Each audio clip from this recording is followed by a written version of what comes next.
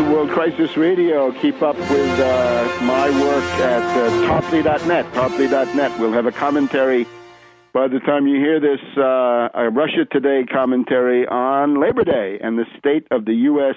labor movement. Not good, thanks to sellouts like Andy Stern of the SEIU, who's now a member of the BS Commission, the Cat Food Commission, or Bowles-Simpson BS Commission. Andy Stern, great radical unionist, oh boy, wants to invest your Social Security money in Wall Street toxic paper, which even individuals don't want to do anymore. Nobody in his right mind puts money into the stock market anymore after the flash crash of May 6th of this year, and also thanks to Andy Stern splitting the union movement.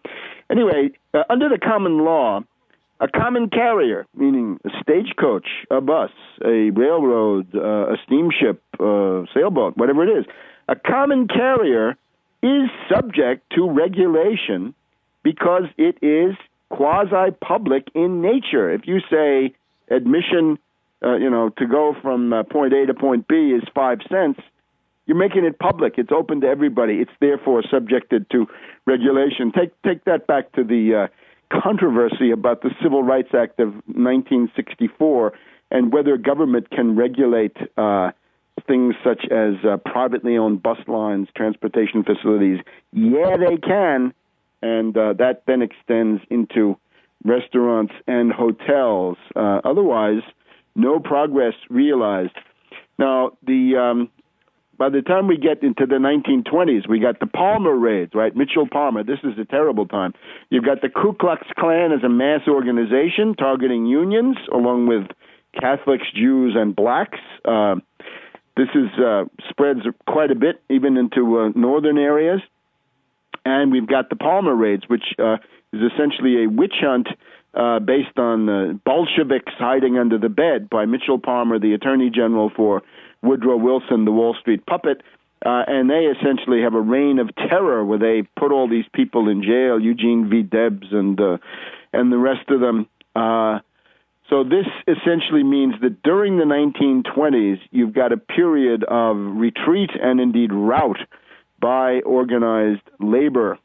And I would urge people, take a look at, in addition to my own books, of course, there's a very interesting novel, not much remembered today. This is by Upton Sinclair, and it's a short book. It's about 100 pages. Upton Sinclair, The Flivver King, A Story of Ford America, published by Charles H. Kerr, Kerr, Publishing of Chicago. They say that they're the oldest labor publisher in the United States. Take a look at this book. It's balanced. In other words, it's about the guy who grows up with Henry Ford, and it's balanced in the sense that it shows the positive features of Henry Ford, that he's an inventor, that he wants to produce, that he wants to pay high wages, that he wants to lower the cost of the cars that he produces so more people can buy them, that he hates Wall Street, fights Wall Street, tries to stop World War I.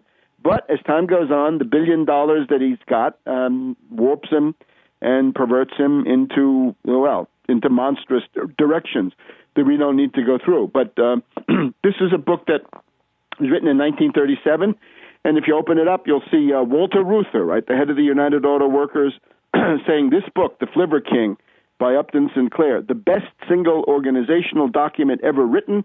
Ford workers read this book aloud to their families. The Flivver King helped found our union. And you got Victor Reuther and quite a number of other people. That union didn't get recognized until 1941 because of the stubborn anti-union reactionary prejudice of Henry Ford, who wanted paternalism, and he tried that until about 1920 and then gave it up. In the Depression, of course, you get the complete rout of labor, but then some strikes begin to develop, right? The mass strike dynamic studied by Rosa Luxemburg. Very interesting books that she's written, The Mass Strike Party and Unions, which is a study of the Russian Revolution of 1905. But then we go on, and this same idea comes to the United States, and we've been seeing that all through the 70s, 80s, 90s, and into the new 20th century. At the beginning of the New Deal, the attempt to do something for labor takes the form of the National Recovery Act. Problematic in a number of ways. Problematic in particular, the labor parts are not problematic, but the business parts are. What's in the NRA is what was demanded by business, by Wall Street, and by industrialists themselves. They demanded cartels.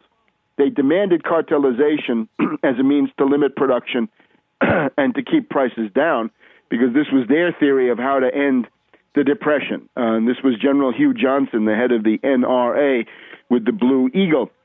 However, the positive side of the NRA, which had to be salvaged, was Section 7A, labor standards. You have the right to organize a union. The government will not prevent you from doing it. They'll actually give you modest forms of help. You have a right to collective bargaining, and if you've got tremendous grief, then you've got to go to the National Labor Relations Board, created by the Guffey-Snyder Act, which was overturned by the 9 old men, right, the 4 horsemen of the apocalypse in the reactionary Supreme Court. And then when that was overturned also, you get the Wagner Act. And this is the real Bill of Rights for labor. The Wagner-Connery National Labor Relations Act, 1935, you have a right to organize, you have a right to collective bargaining. And that's, today, it's undermined somewhat by the Taft-Hartley Act, but it's still there.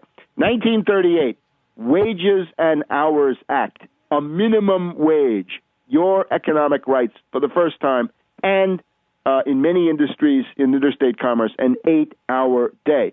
So that struggle from the 1870s until almost 1940, it's a 60 to 70-year struggle to get what you may take for granted today, but which nobody ever could. In this time, contributing to this is the emergence of the CIO, the Congress of Industrial Organizations.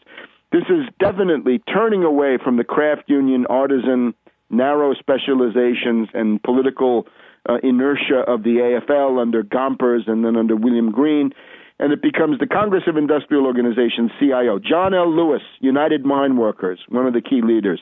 On the West Coast, Harry Bridges, International Longshoremen's Association, starting from San Francisco. The founding of the modern form of the International Brotherhood of Teamsters, the Minneapolis General Strike led by Farrell Dobbs and Skoglund in 1934. So general strikes in San Francisco, in Minneapolis, and then the sit-down strikes, the formation of the United Auto Workers at General Motors and Chrysler. So we get the Toledo Auto Light strike and the sort of the subcontracting part of the automobile industry. But then in December of 1936, we get the sit-down strikes at the GM plants in Flint, with the wives joining in and the families joining in, and that creates the United Auto Workers, for many years the flagship of the U.S. labor movement, now largely destroyed by Obama with the help of the corrupt Gettelfinger leadership. And then, even in the middle of this, as a result of the sit-down strikes in Detroit, United States Steel in March of 1937 accepts the existence of the United Steel Workers of America. So we get the capitulation of Big Steel. Big Steel is willing to say, okay, we give up, you can have a union. But Little Steel, this is now Republic Steel and some other smaller ones, they are wage gouging, union busting in the extreme, so they fight hard, and it takes a long time to get them to come around. And in the middle of all this, we get this William Green of the AFL saying, oh, my God, the CIO, they're going too far, they're too radical, they're discrediting our movement. For a time in here, you've got Governor Frank Murphy of Michigan, who is mildly pro-union. It's a time around the world when you get some progress. The French Popular Front, Léon Blum, the French general strike of June 1936 leads to the 8-hour day in France and to the existence of vacations. That's where the French vacation comes from. They fought for it, they got it. You want it, you fight for it, you'll get it. Back in a minute.